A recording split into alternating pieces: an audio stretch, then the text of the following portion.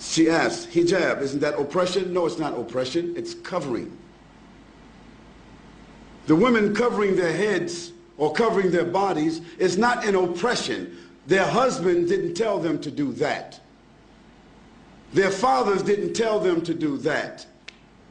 Their sons didn't tell them to do that. The imam didn't say to do that. God said, for the Muslim ladies,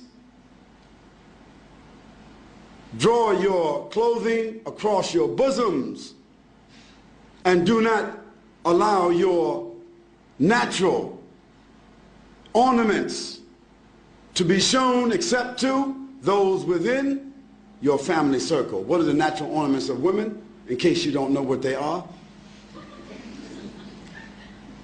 Their breasts, their shapes that happen to be different than that of men, their hair, those adornments should be covered. Now, just in case Christian people don't remember,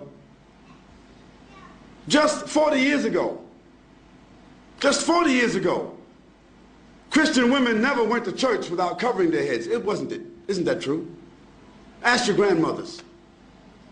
And just 50 or 60 years ago, 20 years before that, a Christian woman would never come outside with a short skirt, even. Even the nuns themselves today have succumbed to modernity. Because the nuns who committed themselves to the church and a religious life, how did they dress? They're not Muslims. They covered themselves. They covered themselves with an outer garment, and nothing on them was seen except the face and the hands. So if that was accepted by Christianity, it was accepted by religion. That wasn't something just that Muslim women were told, but Jewish women, Christian women, and Muslim women were ordered to do that in their scriptures. Now the fact that the modern civilizations chose to tell women they don't have to wear that and they can wear bikinis doesn't mean that God is wrong and they are right. Now for the Muslim lady, the wearing of the hijab is a protection for her. It's a distinction for her. Yes, it is a uniform so that she will be known to be a Muslim. She would not be molested. She would not be insulted. And no need for a man to stare at her and look at her because there is nothing appearing of her that would cause any unnatural attraction. Therefore, it is more than likely she can come and go with decency and dignity, and that her natural ornaments will not create an inordinate liability for her, like so happens when you see women wearing jeans and clothing that seem as if they painted it on themselves. Now all you have to do is look at these two women, and you can see the problems that exist. Now of course, it doesn't mean that every woman that doesn't cover herself completely, it doesn't mean that she's immoral. It doesn't mean that.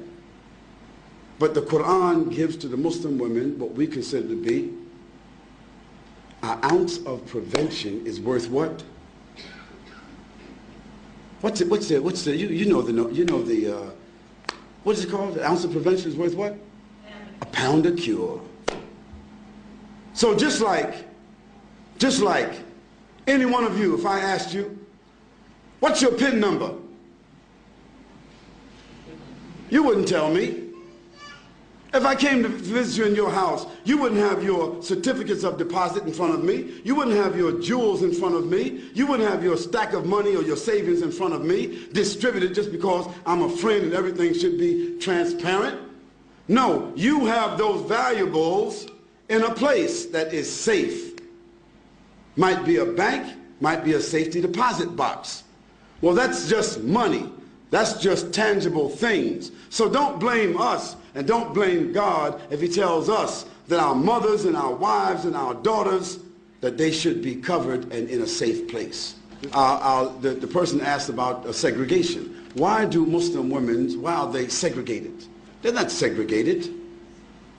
They're not segregated. They're separated. There's a difference between segregation and separation. For instance, outside here, you have toilets that say male, female, don't you? Don't you? Why? Why shouldn't there just be a toilet? Because there are sensitivities that we as moral, decent, dignified, educated people accept. That there are sensitivities and privacy that the female would like to have as opposed to just walking into an open toilet. Now maybe in Amsterdam or some other places in Europe where they just have open toilets, it's different. But in most cases in the world, in most places in the world, they select to have a male and a female toilet. Why? Because there's the inherent inclination of human beings to provide sensitivity for women and sensitivity for men. Now in Islam, for us, it's not a matter of being inherent. It is something which is God-given inspiration to do what? To separate the sexes. That means the genders.